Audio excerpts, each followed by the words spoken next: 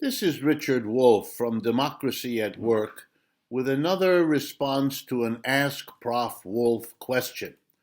This one comes, as usual, from our Patreon community, and of course, a thanks to them as always, and in particular for Simia Kanis, and I hope I've pronounced it correctly. Simia asks for me to explain zero growth capitalism or zero or no growth economy, and whether it might be an in-between economic system somewhere between capitalism and socialism and so on. This is a concept that comes up from time to time, most often emerging in debates over ecology and the environment, and whether preserving or protecting the environment is or isn't consistent with capitalism. And that's the approach I also am interested in taking in responding to Simia's question. First of all, one of the central concerns of environmentalism or ecological sensitivity is the fact that human society in general, and the last 300 years, which is the time of capitalism in particular, have exhausted many of our natural resources. That's a fact. There is no dispute to that. Likewise, it's a fact to guess that we are probably running out, or at least running low, of more resources. It's true, on the other hand, that human ingenuity, technological change, has enabled us to go from an exhausted resource to a new resource that we find a way to replace the old one that we have exhausted, and we've been quite successful as a species in doing that, which is, of course, no guarantee that we will continue. Then there is the approach, very closely allied, that says, quite correctly, that much of what is produced in human society, and again, especially in the last 300 years of capitalism, is a set of goods we could do without.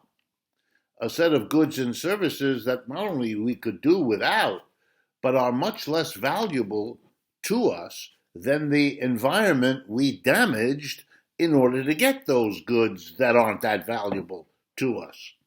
I think that's a point very well taken and leads to this idea, could we have an economic system that simply puts the brakes on growth, that says, okay, let's concentrate on making do with what we have, let's be more careful in what we touch in this natural world around us, let's replace what we do take, and let's stop crazy, out-of-control growth because it's so dangerous, and we don't want to live in a world in which the resources that we now love have disappeared.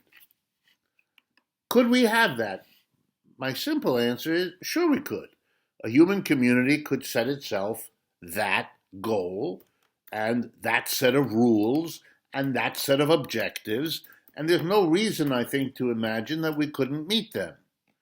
But there is a problem, and there's no way to evade it. We currently have a capitalist system that is built on economic growth. Capitalists are stuck in a relationship, partly their relationship with their employees, partly their relationship with one another.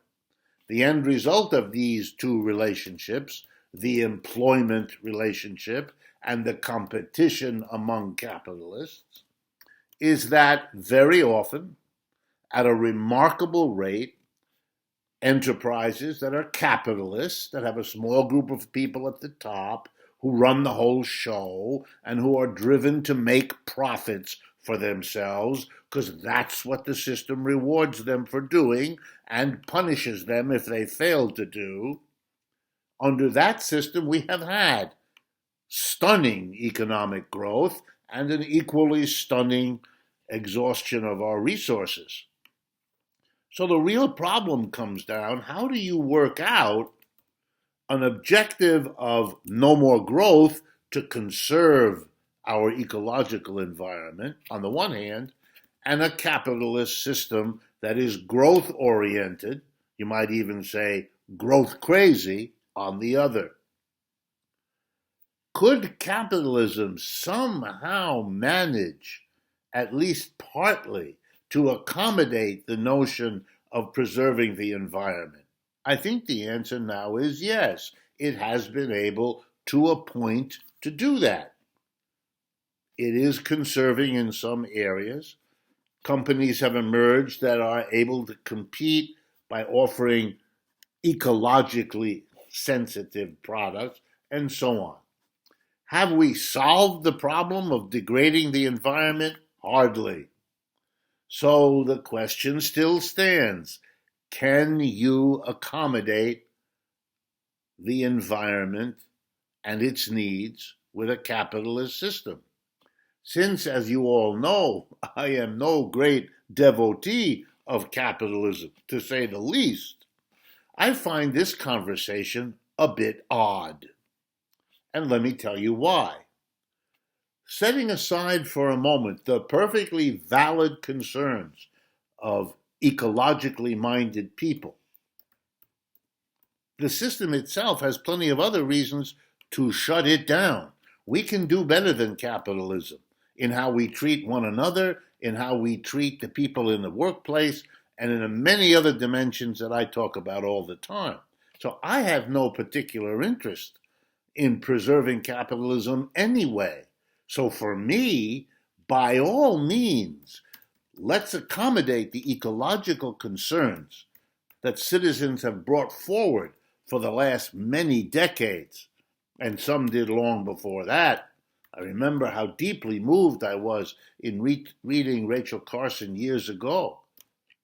By all means, because for me, getting rid of capitalism to accommodate the ecological issue is a favor to me, who's eager to go beyond capitalism for many other reasons.